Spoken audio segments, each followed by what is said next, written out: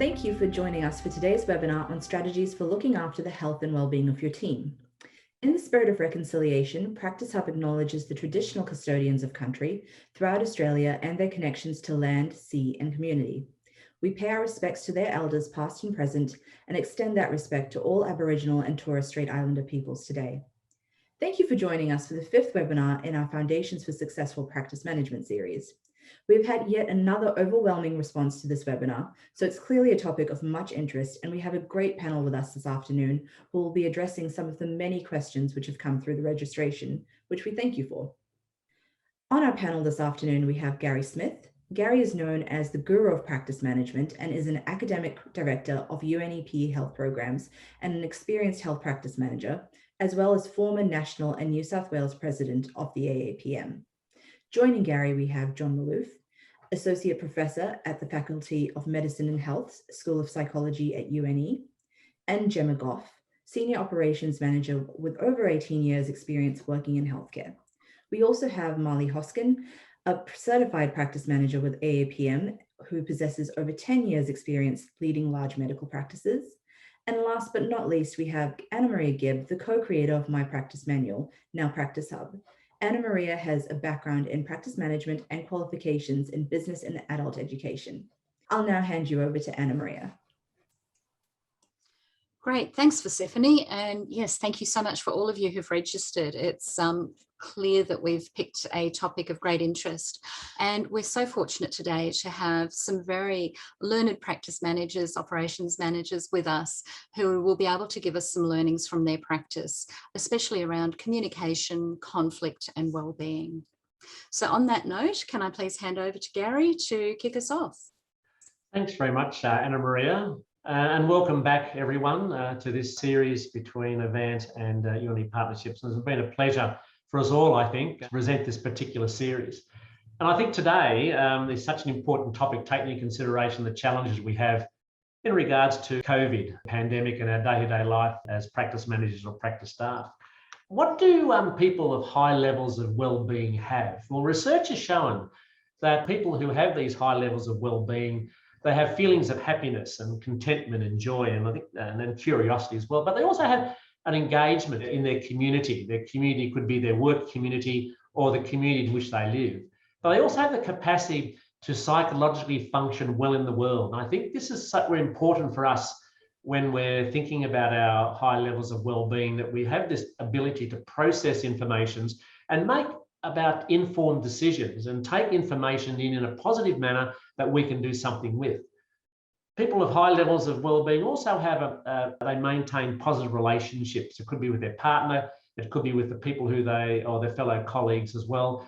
But they also actually have a sense of purpose, a sense of being, high self-esteem and self-confidence. And I think in the environment which we are working, we're working in such a negative environment. Somehow we've got to put our best foot forward. So high levels of well-being, these are the characteristics. Now, well-being is a complex combination of physical, mental, emotional, and social health factors, and is strongly linked to happiness and life satisfaction, as I said. So what is well-being? Now, my definition of well-being is a complex combination, and as you will see as we go through today's presentation, especially with John, is a complex combination of physical, mental, emotional, and social factors, and is strongly linked to happiness and life satisfaction. A person's overall well-being, as I said, depends on satisfaction and functioning across a range of dimensions of areas. These areas could be emotional, they could be financial, social, occupational or workplace, spiritual, intellectual, environmental, and physical. These are known as dimensions of wellness. Now, in dimension of wellness, in this particular slide, let's expand on the dimensions of wellness. Well, firstly, there is mental well-being. And what's that about? Mental well-being is about how you handle your emotions and respond to stress, and also your general outlook on life. Now, mental well-being is not as simple as being well or unwell. It can be viewed as what I call a continuum, with optimal mental health at one end, which is represented by feeling good and functioning well, and mental health issues at the other end. This is represented by changes in common thoughts, feelings, and behaviours. The next part of the dimension of well-being is physical well-being. And this is the ability to maintain a healthy quality life that allows you to get the most out of your daily activities without undue fatigue or physical stress. Now, positive physical well-being behaviours include regular exercise, a balanced diet, proper sleep, and cutting down on smoking and alcohol and drug use. Now, the last dimension of the well-being is social well-being. Now, and I suppose in this time of COVID, social well-being can be a challenge for us unless we use these digital platforms to catch up with family and friends. But social well-being is developing a close relationship and socialising with friends and family and others. It's important, I think, for good health and well-being that this occurs. We have to go out of our way in this COVID lockdown period, which a lot of areas are experiencing, that we continue to have social well-being by another way. So positive social well-being involves, I think, creating and maintaining meaningful relationships through a whole range of areas. Now, the Yerkes-Dodson law. Now, stress is a normal reaction to life changes and challenges and is a natural part of everyday life. Stress is. Now, stress can motivate us to get things done. It does with me. That last 10 minutes, last half an hour, I can produce more in outside that procrastinating area than I do. So it motivates us to get things done. In fact, stress in the right measure is needed for us to perform optimally. However, constant levels of high stress are damaging and can lead to exhaustion, to ill health, burnout, or even breakdown. And I think that some of the challenges we're confronting in the COVID space in a moment, which the other panelists are going to talk about, is around we are continuing to have these high levels of stress because of the nature of the changing environment which we are working in. So in this slide, eustress is shown as the optimum level of stress. Eustress is just a term for good stress or beneficial stress, taking into consideration our levels of stress and the performance accordingly. So we go from calm to eustress to distress. I think managing workplace stress, we have a job role and we have workplace environment. Many of us spend a big part of our day at work, and I think even more so taking work home as well.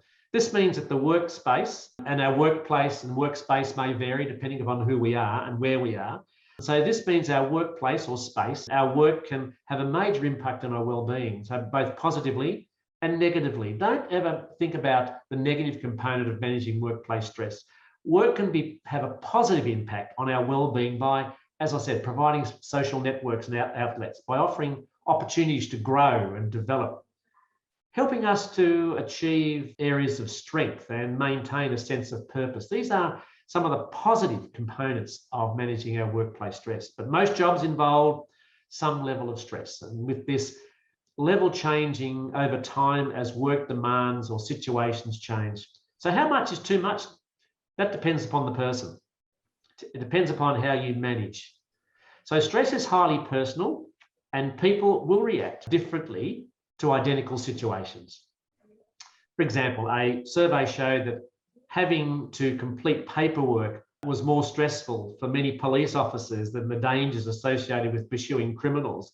I find in my practice with my staff, the completion of paperwork is more stressful than providing the service. And John shaking his head, I can see that. Especially our doctors hate doing paperwork, don't they? They'd rather consult and diagnose and treat than complete paperwork. How often managers out there, we're struggling with those reports that haven't been written for medico-legal purposes, or the Centrelink forms haven't been completed. So there are, however, certain factors that have to do with the job role itself that does give us stress. Others are related to our workplace environment, and we'll talk a little bit more about workplace environment with the other presenters in the panel. So it's physical aspects of the workplace environment and the people working in or attending a particular workplace. Now, part of stress in the workplace is around conflict. And once again, I identify that conflict to a level can work to our advantage. So conflict results, what does conflict result from? Differences in opinions, values, or needs. Now, as I said, conflict isn't always a bad thing. Now, sometimes it results in fresh and new ideas evolving. However, conflict can become aggressive and disrespectful. So part of managing conflict, there's three areas I would like to touch on quickly. The first thing in managing conflict is active listening. Is one of the skill sets we have to learn. Active listening means giving you full attention to the speaker so you can make what's an actually informed decision. The next part of a tool for managing workplace stress is questioning.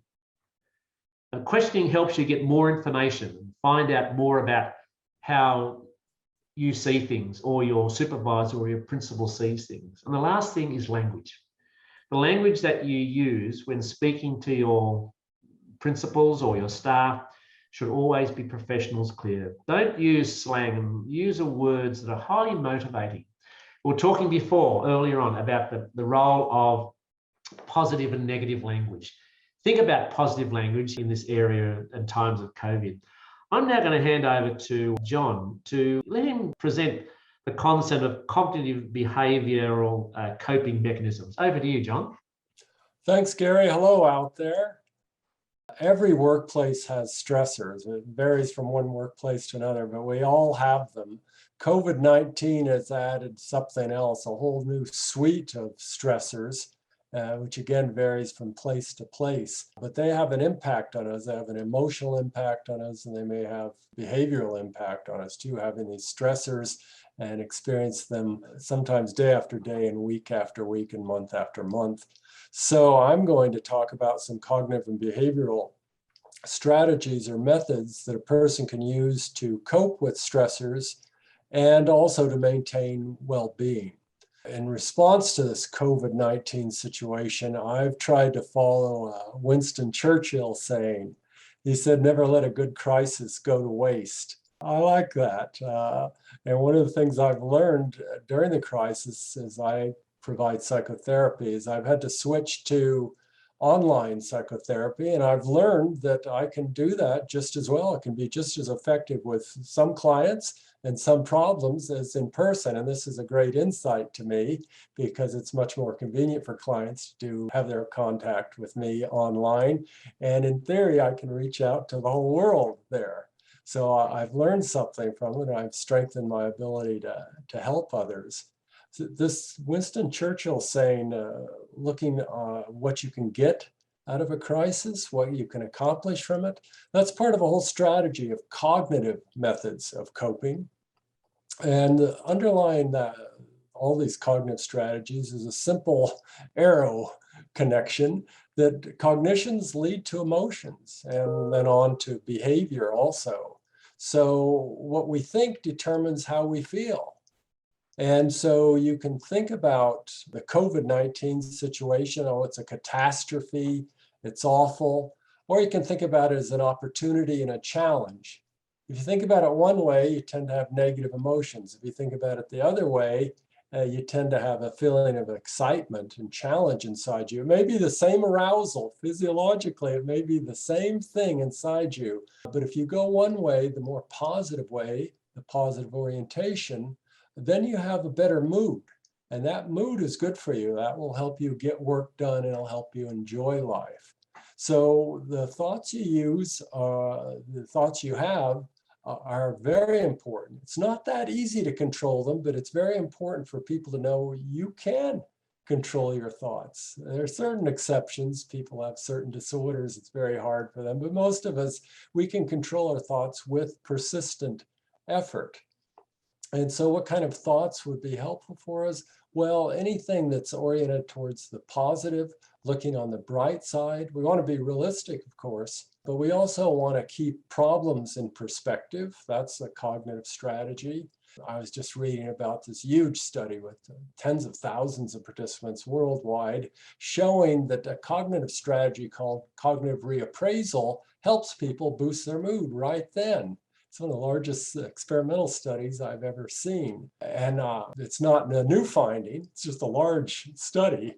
Finding has been there many times in prior studies. How we think determines how we feel. And if you can orient yourself towards looking at problems in perspective, looking at the positive side of problems or the positive side of your life, what's going right, what you have to be grateful for, what hasn't gone bad, that's That's good. For me, one of my positive thoughts is I no longer have a mouse residing with me. I had that during our mouse plague, and that mouse plague ended, and the mouse is gone, and now I live on my own, which is certainly my choice. So I've talked about some cognitive strategies, focusing on the negative in perspective and also focusing on what's positive. I want to add some behavioral strategies too. There are a whole bunch of cognitive and behavioral strategies. I'll just name some behavioral strategies now. One of them is, this may seem simple-minded to you, but it's still effective. Do what you enjoy. It's not that easy to do when we've been thrown off with all the restrictions and the risks of getting COVID. So it's not been easy, but I've tried to work on that. So the things I enjoy doing, such as playing tennis, I've found a way. I have to hit against a wall. I had to hit against the wall. And then I was allowed to take lessons, not to play with anyone, but I could take lessons. I don't know why, but that's what I did. That I took lessons, actually improved my game quite a bit. So I learned something there. I benefited there from my adjustment to the situation. And I like writing my weekly newspaper column. That's a creative activity for me. And people who do something creative, it's usually fun for them. You may do artwork or gardening or something, music, something far different. But if you're creating, you're often having fun. So there's a lot of research on this, believe it or not, that if you can get people who are sort of struggling and stressed to do the things they used to enjoy, they might not enjoy them right now if they're really down in the dumps. But if they go back to the things that worked before and persist with them, they start to be fun again, even if they haven't been recently. So just orienting yourself towards having a full, rich life where you're including fun activities, that can be useful for you. That can happen at work or it can happen outside of work, either way. Another behavioral strategy I want to suggest is, which Gary mentioned, is just social interaction with people. If you interact with people who are nice, who are pleasant, what you get is entertainment, but also you get social support. And that's for psychotherapists like me, that's our stock and trade. That's what we provide in large part, is social support to people who are struggling. You can get that if you're set up right socially. You can get that from your family and your friends. You may have to reach out a bit, just as you would have to reach out to contact a psychotherapist. You may have to reach out to these people you know well and recruit a little bit of social support, some interaction, have some fun with them. That helps you understand that there may be things not going right, but some things are good. Those relationships are still good and still supportive. I hope you have that potential. So that's a second strategy. Do what's fun, I talked about. Also make sure you have social interaction, get social support from other people in your life. Third, I want to talk about something that's conceptually different, and that's make sure you get some exercise. And if you can do it out in nature, that's ideal because, again, there's a lot of evidence for exercise is good for people, helping them cope. There's a limit to it. You can exhaust yourself, but within reason, going for a walk, thank goodness for dogs that draw their owners out to go for a walk. Get out, go into the park where the dog will have lots of things to sniff, and you'll have some beauty and you'll have a connection more with nature. When I go out, I see golden wattles. I see daffodils, I see flowers, I don't even know what they're called. And it's just beautiful because it's springtime now. And I feel that springtime inside me when I go out and enjoy that and become part of it. And if I could get out, which I possibly can do, get out into a forest where there's no one around, it's just me and nature, that would be ideal, I think, in many ways. So strategies, these are strategies for coping with stressors, but also in essence for maintaining your own well-being and having a sense of joy and accomplishment in life. These are the strategies I suggest, cognitive ones, behavior ones. Some may suit you better than others, may be more feasible than others.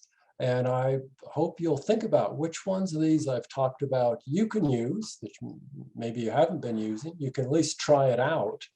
And one other thing I want to suggest to you is you may have your own strategy that actually has worked quite well for you, and it's something different from what I've talked about. Put that in chat. Yes, you can help other people. That's one of the powerful things you can do in life to help your own mood go up and to cope well with life. Help somebody else, it's powerful. And so here's your chance. If you've got something tucked away, tell us all about it. Good luck to you. Terrific. Thank you, John. That was really useful information. And it is a great time of the year to get out in nature and see all the spring flowers as well. All right, we're going to hand over to Marley Hoskin. So Marley, would you like to tell us your experiences regarding health and wellbeing for yourself and your team, especially in these challenging times? Yeah, we've all certainly had quite a journey, haven't we? And I think as practice managers, we do play an important role in our practices. We are the ones who are, ultimately driving that support for our team. And communication is key. So a couple of points that I just wanted to address here is communication in supporting our teams and their well-being. I think one of the biggest messages that I wanted to share was the importance of ensuring that our team feels safe and supported to support us through these challenging times. I recall times, particularly last year, where we seemed to be redesigning how we did business every day. Sometimes, by morning it would be different by afternoon. So the requirement for us to be shifting and pivoting and thinking on the spot about how we needed to make adjustments and respond to what was happening.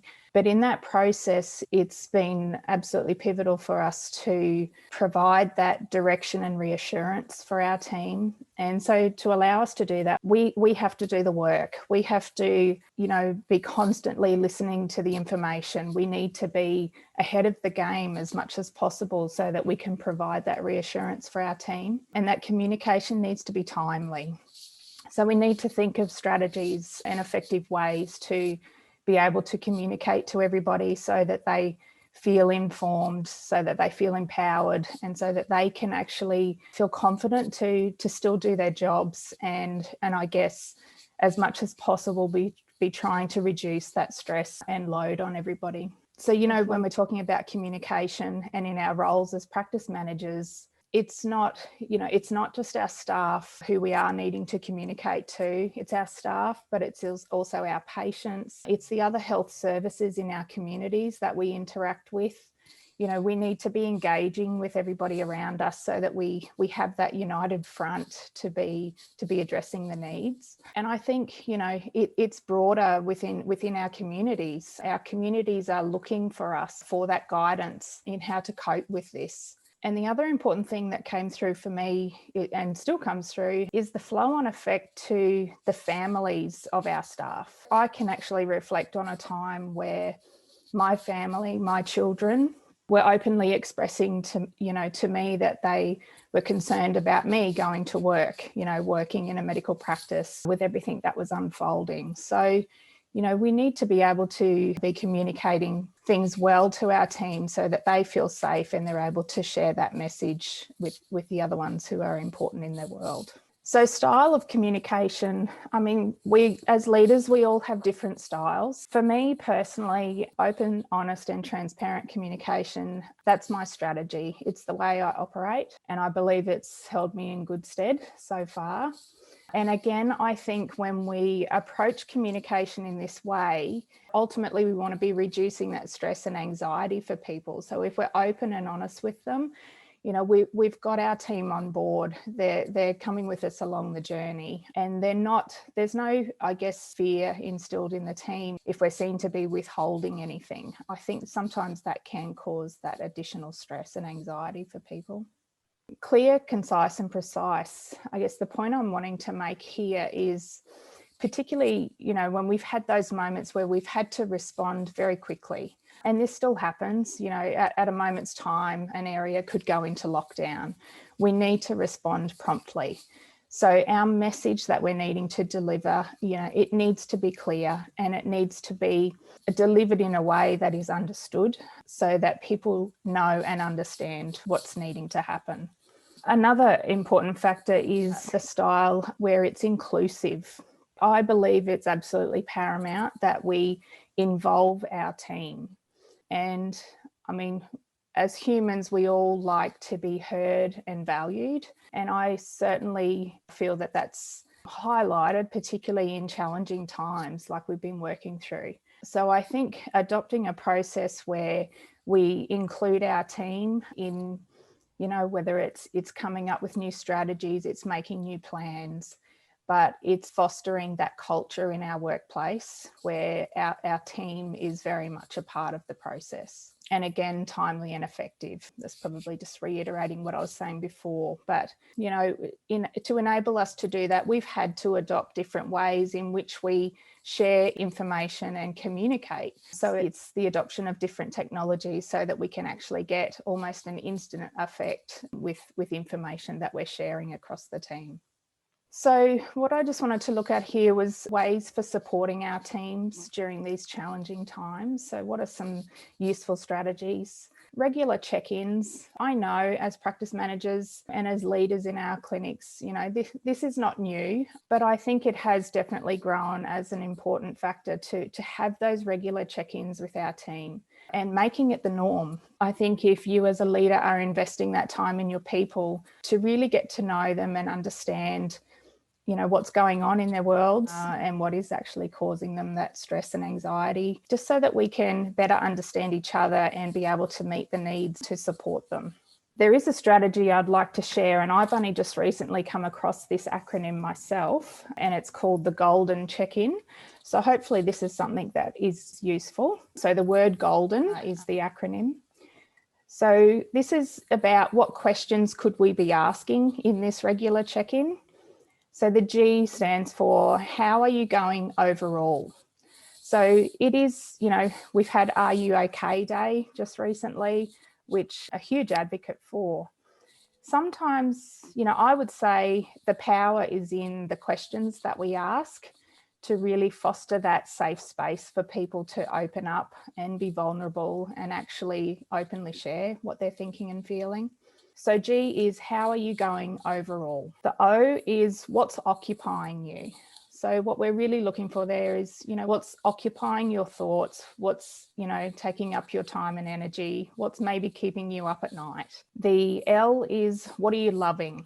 So again, with the comments made by John earlier, what are the things that are bringing them joy? Because sometimes we need to be reminded of that. We can get so caught up in the daily grind and what's going on, but, it is important to help remind people of what actually is fun and enjoyable in life, so they have something to hold on to and go back to. The D is what have you found difficult? So actually hearing from people, what is challenging? What are you finding challenging at the moment? What are you excited about? That's the E. And then N is what can I be helping you with? So what is it that I can help you with? Where are you needing support? So hopefully that's a useful strategy to try and adopt as a regular check-in. And ultimately what this is doing is creating that safe space for people to be, stopping for a moment and really thinking about how they're thinking, how they're feeling, because obviously that's creating their experience every day. Careful planning. We know how important it is to plan. And I would say, plan, and plan again. That's what we need to keep doing. It's not something that we just do once and think, yep, righto, there's our plan that'll stay forever, because we know that things are shifting and changing all the time. But definitely if we have good plans in place and we are thinking ahead, I know in our practice, we invested a lot of time in doing careful planning in how we would respond to the pandemic, for example. And just as an example, we did create a traffic light system, which has proven to be very effective and does still remain in place. But we were thinking ahead at different stages of response, depending on, how close, I guess, it was to our community and how we would be addressing that. So careful planning allows us to be able to respond promptly when things do change. And leadership and effective systems, I guess, building on from the careful planning, but good leadership in our practice. Our team are looking to us. Our team are looking to the practice managers, to the practice owners, but we are all leaders, and I truly believe that. But particularly when people are struggling, maybe not at their best, they're really looking for that guidance. And as leaders, we need to role model that behaviour in our clinics. An important thing that I wanted to talk about was, we do need to be respectful and empathetic of the individual circumstances of our team. We all have different life experiences. We all have different things going on in our worlds, and we all have different capacities. And I think certainly in my experience, as I've really got to know our team and really spend time to understand what is creating stress, or, you know, the different anxieties that they have about things happening, or, you know, what it would mean if we had, I mean, we stand here very, very lucky, I would say, that to this day, we've not had a diagnosed case of COVID in our town. So we are very fortunate. But, you know, we've had the forward conversations with everyone in the team to say, when that day arrives, you know, what will it mean for you, and what will it mean for your family, and how are we going to support you through that? And I think they have been some of the most valuable conversations, so that we could respond with the appropriate support at any moment in time if that became the situation. And so much so that I actually implemented an individual survey that was dealt with very confidentially, where, you know, I was asking a number of questions of each individual staff member, down to exactly, you know, what they believe their capacity would be to be able to continue to work, whether that be at the clinic, or are they, you know, willing to be working from home, and what that might all look like to support them to do that. So I think just remaining open and empathetic to the individual circumstances is really important. And another important thing is continually learning and building on your own toolkit, so that you can be supporting your team. It is something that I do honour. I'm always constantly wanting to, you know, learn and add something new.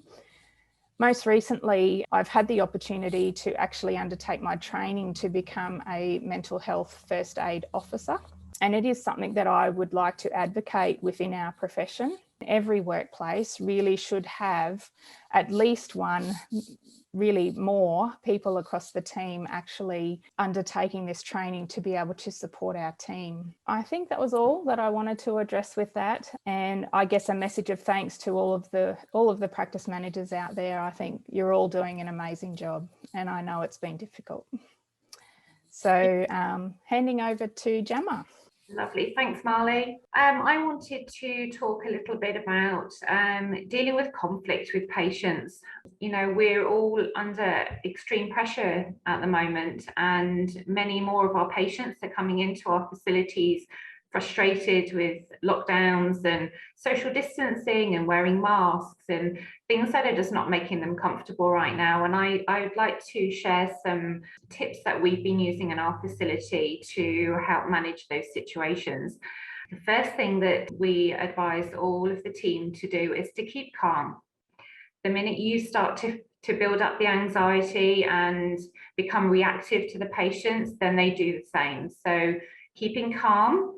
Stand up. If you're sat behind a workstation and the patient feels they have that height advantage over you, that can seem more powerful from the patient's perspective. So standing up, being in a position where you can be eye to eye with the patient and explaining to them that, you know, you're willing to help them, you're willing to listen to them. Gary mentioned earlier about active listening, and that is so important when patients are coming in frustrated. You know, offer to take the patients to somewhere where there's quiet in the waiting room, you know, away from where other patients are looking, away from that front desk where the rest of your team might be working. Take them to a quiet corner, ask them to sit down. I know sometimes it's just not possible to do that, particularly if they're shouting, they don't want to walk off, you know, they want to cause a scene. And we tell our team not to stand for that. You wouldn't in any other area of your life stand for patients shouting and swearing at you. Don't tolerate it in the workplace. You know, be firm with the patient. Tell them to stop shouting at you. And that can be on the telephone as well. Say, I will not listen to you if you're going to shout at me. Please don't swear at me. If they don't calm down, we encourage our team to walk away. Leave the patient, bring the next person through and check them in. 9 times out of 10, that frustrated patient will just walk out, and they will phone you later and apologize for their behavior. And that genuinely does happen frequently in the clinics. If they're willing to stop shouting and stop swearing at you, then sit down and listen to them. Find out what their concerns are. Don't apologize for, don't accept responsibility for things. Just say that you're sorry for the way they're feeling and ask what you can do to help them. What can I do to make it better for you? You might not be able to fix that. You might not be able to fix it straight away. Don't promise you can. Explain to them that you'll look into their concerns, that you'll ring them back later. If you tell them you're going to ring them back, then do it. Even if you haven't got answers for them straight away, always ring them back and just say to them, I haven't had a chance to speak with my team member yet. I haven't had a chance to look into that for you yet. But you will do it and you'll get back to them. You'll find a lot of time the frustration comes from patients, they just want to vent. Once they've just blurted out what their frustration is and you've offered them a solution, so many times they calm down and they're so grateful for you taking the time to sit with them. And a lot of the time we just don't have the time to go and sit with the patients, but it's so important to do so. Let them leave your clinic feeling good about what's happened, that actually you've managed to sort that problem for them. A lot of the time the staff used to think that, particularly on the telephone, that if a patient was shouting or swearing at them, that putting the phone down wasn't acceptable, that maybe I would come up and tell them off, or they might get sacked if they did it. And actually quite the opposite. A pat on the back is usually what they get. Don't tolerate that behaviour, put the phone down. Once the community realises that your clinic won't tolerate that behaviour, they'll stop doing it. It's a bit like we're managing children. You have to set your ground rules and you have to be really firm with them. So, let your staff know that they've got your support, that if they've got to stand up to a patient, that they've absolutely, you're standing behind them and will support them with that. I wanted to talk a little bit about managing your own wellbeing. Marley mentioned before about how to look after your staff as well, the reaching out to them, checking in that they're okay, but it's really important you look after yourselves as well. I wanted to share some of the things that I do in my workday that I find help to relieve my stress or not have my stress level peak too soon. I use an Eisenhower matrix on a weekly, daily basis. So at the start of each week, me and my team, so the leadership team, we complete our own matrix. So we have various categories where we would have 4 boxes where we will write our to-do list. So we would have urgent and important, so the things you absolutely have to do. Urgent and not important, so things you can schedule through the week. Not urgent and important, things that you can delegate to people, something that you don't have to do yourself. And not urgent and not important, so things that you seem to do them, but do you really need to do them? So it really makes you think about what's on your to-do list, what do you have to do, what can you delegate, and what can you just put in the bin. Upskilling those around me, I've spent probably the last 18 months really working hard to train the team that work with me. I can't run these clinics without my army. I need my team behind me, and the best way to do that is to upskill them. So to show them how to do payroll, write the rosters, manage complaints, deal with those facilities issues. We'll fix a lot of printers, but they don't come to me now for printer fixes, they will go to someone else. So look at your skill set within your team. Who has a real auditor mind? Who can you have to do that payroll? Who has really good people skills that you could have as your go-to person for those initial complaints that come through? Really utilize the skills of your team. They actually have so much more to offer than you initially would think. Use those one-to-one meetings, use your 12-minute meetings to find out where their passion lies and how they want to help you. Many of your team actually want to be there and assist you. When you're having those conversations, you're empowering them to come up with their own solutions to problems. Very rarely now do my team come to my office and say to me, Jem, I have this problem, and that's it. Jem, I have this problem, but I think if we do this, it will fix it. And I love that. I love the fact that they are already thinking about how they can solve their own issues. Have that open door policy, have an inclusive environment, encourage them to find solutions to their own problems. And I guess 2 big things is to remember that home is home and work is work. So many PMs take work home with them. And I know you're really busy and you just think, well, there's just not enough hours in the day. And I feel that myself. And that is exactly why it's important to upskill your team. Share what you know with your team. Every time you have a task to do, think, Who in my team can I share this experience with? Who else can I upskill to be able to do this? It will make your life so much easier. Don't check your emails when you're at home. Stay off them. Don't log in when you get home unless you absolutely have to. Enjoy time with your family. You know, time is going so quickly at the moment, even if you're in lockdown.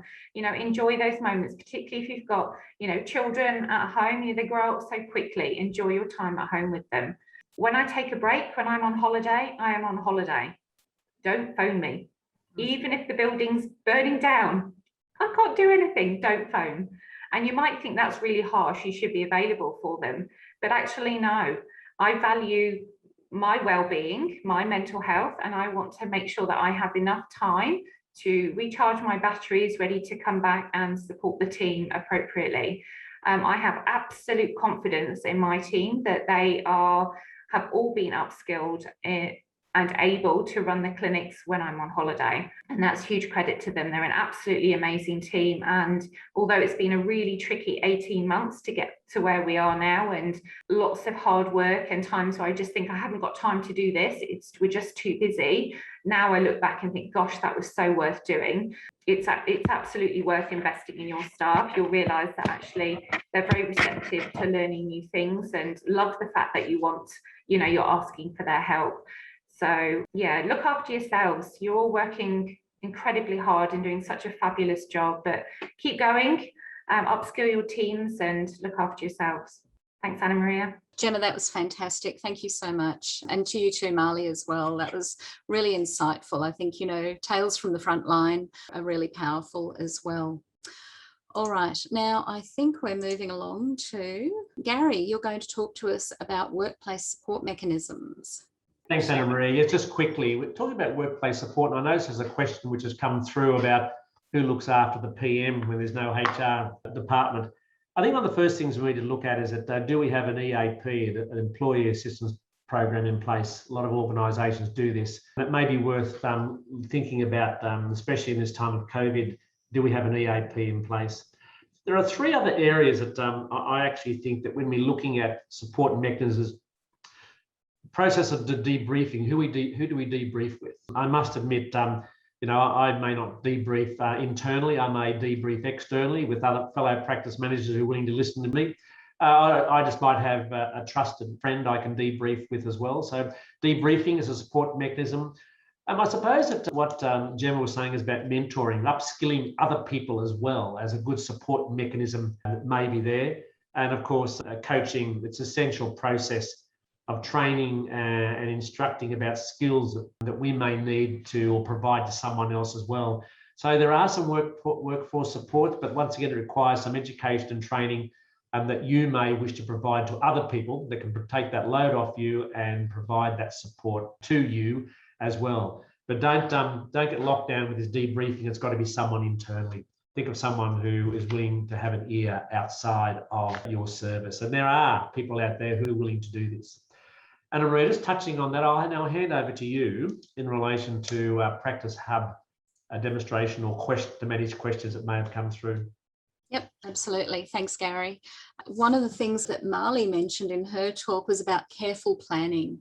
And I do think that you can reduce stress and for people if you have done as much planning as you can before these events hit. So we know, for example, last month's webinar about how to manage a practice shutdown proved very popular because people were thinking, this might happen to me, let's do some planning. And once they've done that planning, it's going to be a lot simpler for them. So proactively looking at the stressful situations that you might encounter. So I've got a couple of minutes, so let me just pop over to the Practice Hub site and show you. On this slide, it's really a range of the policies and procedures that I think you should think about having in your practice and working through them, because it will certainly help you prepare for the ever-changing environment. I think one of the questions we had is how do we deal with the ever-changing rules and conditions that COVID has brought and the burnout from it? And I don't think there's a simple solution, but I do think a lot of the planning is where you will find that you can reduce that burnout and stress So some of the policies that we have in Practice Hub, which we have the templates that you can then go in and customise to reflect your practice's requirements, are around the staff health, GP or practitioner and staff health and wellbeing. And I think it's really valuable even just to have a policy with that, because it sets that tone for the whole organisation that this is important enough that you've got a policy and procedure around it, and that you do value people's health and wellbeing. In times of COVID, having policies around things like social distancing and that sort of thing. And just a quick word, because I know there's been a lot of conversation in chat channels and things like that. The Avant COVID-19 FAQs has got some really good information around mask wearing and people who don't want to wear a mask, who say they're exempt from wearing a mask, which seems to be quite a fraught, tense, creates quite a little bit of tension in the practice. I highly recommend you go and have a look at the links there. So certainly that's a good source of information. Leave arrangements. So this is, I think, another issue, is because people feel they can't go anywhere, nobody's taking leave. And I think, you need to encourage your team that even though they may not be able to travel very far, just a break from their work mentality, that just grind of going to work every day. It's good for them to take a break. And as Gemma mentioned, having that time with your family, with your children, enjoy that time. Just because you can't travel far doesn't mean you shouldn't take a break from work. As I mentioned, last month, we had the Planning for a Practice Shutdown webinar, and with that, we've provided a whole checklist of all the things that practice needs to think about. Gary's been in that position, so thanks to Gary, we've got a lot of great information in there around communicating with your staff, communicating with your patients, systems that you can put in place. Again, that planning in advance. And some instances, your team will now be working away from the practice. So it allows you to kind of, again, if you have this policy in place, and this one I think is really useful because, you have staff working from home and they're answering the phones, they're talking to patients. They still need to be conscious of that privacy and confidentiality requirement and things like that. So ensuring that they're set up in a location where they can actually maintain that privacy, and that they need to be safe, and all the other things that go with working from home or working away from the practice. Gemma sort of mentioned the person who comes in and is really angry and wants to confront the staff. Again, having that sort of preparation, how do we manage that? And, I would be, if this was my practice and this was my policy, I'd be having this, or in the other policy below, managing a patient with difficult behaviour, I'd be having those tips in there about, we move them away to a more secluded part of the practice, obviously focusing on safety. We stand up. I think that's a great tactic, stand up and be on eye level with them is a really good tactic. And these are the kinds of things that you can think through as a team. Where would we take them? Would it be that spare room? Would it be the treatment room? How would we manage these things? So if you've pre-planned a lot of this, it makes it much more easy if the occasion occurs. Everyone knows what their role is and how to kick into gear and do the right thing. And if you get to the point of things like needing to refuse to treat a patient, you need to factor in things like clinical handover and their continuity of care. And then probably the last thing I'll mention here is around risk management. So again, doing that preemptive walkthrough, run the scenarios through, what could go wrong, how will we manage it? The more you can do that in the run up to any of these events, the easier it will be. One question for anyone on the panel who might like to answer. What kind of gifts or have you given to your staff to show them your appreciation? Has that been something you've done? And what was it? And what prompted you to do it? So Gemma, I know you've got your hand up there, so if you wouldn't mind sharing. I think I may have shared a photo of this on some of the social media forums, actually. This started this winter. We put together a Welders pack for each of our staff. So the entire team, clinicians, non-clinicians, everybody who worked at the clinics, we gave them each a bag, and inside the bag was healthy snacks, with some vitamins, with hand sanitizer, all sorts of little treats for them, some goodies, and also some information about their mental health, their mental well-being. So what to look at in yourself when you may feel that you're getting run down, that burnout is a real possibility for you, what to look at in your colleagues.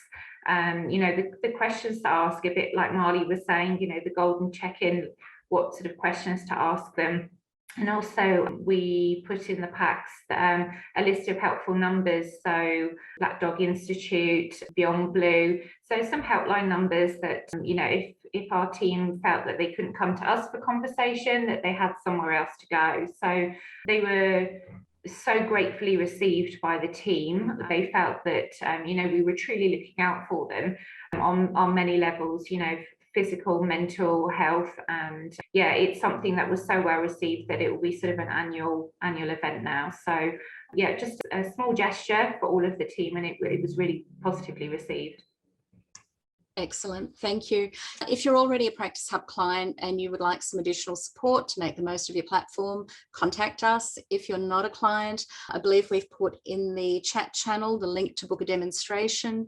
Again, a lot of the policies and procedure templates are really useful for this particular content or this particular topic as well. So visit us. And any comments from the panel? Anna Maria, Gary, just quickly, I just want to reflect back on what do people of high levels of well-being have. And I think it's about the positivity of being positive and not looking for the negative. And I think that's the glass half full or the glass half empty. As a leader, we have to send a positive message rather than negative message, and think about positive and negative language in communication. I will close on that note and thank the panel enormously. Gary, John, Marley and Gemma, thank you so much. I think it's been a really good discussion because you come from such different areas. So thank you to all of you. And for those of you who've attended, thank you very much. And we look forward to seeing you next time.